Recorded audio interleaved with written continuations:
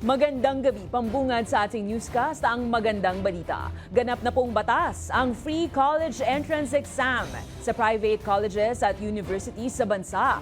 Welcome ito syempre sa ilang magulang at estudyante. Pero ikinalulungkot naman ang grupo ng mga kabataan na hindi lahat makikinabang dahil may mga kondisyon ang batas. Alamin yan sa balitang A to Z ni Ace Cruz.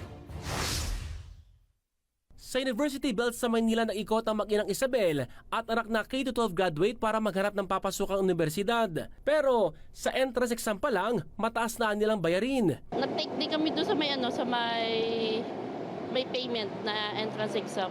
Mahal na rin yung mga tuition fee.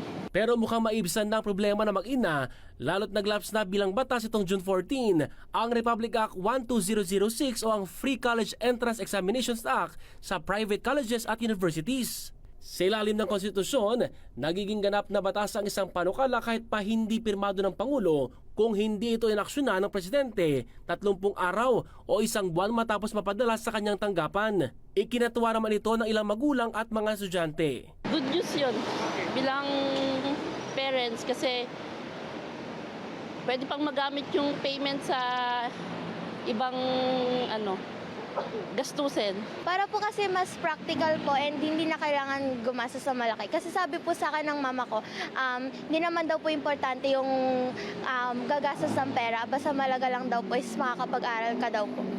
Sa ngayon, naglalaro sa 300 piso hanggang lagpas 1,000 piso ang bayarin sa college entrance exam. Pero ayon sa batas, hindi lahat na magkokolehiyo ay pasok sa libreng entrance exam. Bukod sa pagiging natural-born Filipino, dapat kabilang ang estudyante sa top 10% ng graduating class at pasok din sa poverty threshold ang household income.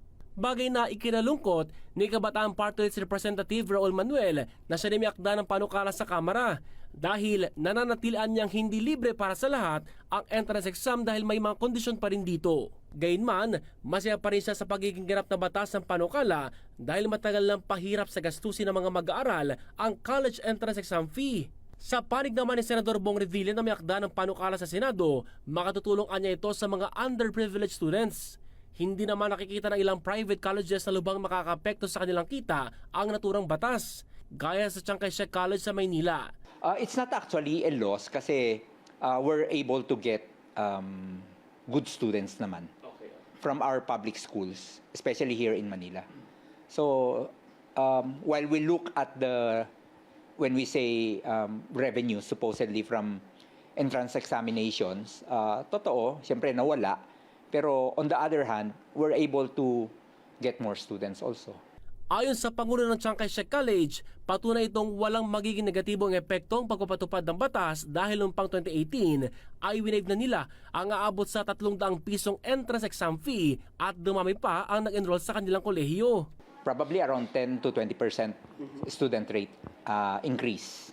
Inaasahang maglalabas ang Commission on Higher Education o CHED na implementing rules and regulations sa loob ng 60 araw. Binalaan din ng CHED na maharap sa sanctions ang private colleges at universities na hindi susunod sa batas. Para sa Balitang A to Z, Ace Cruz.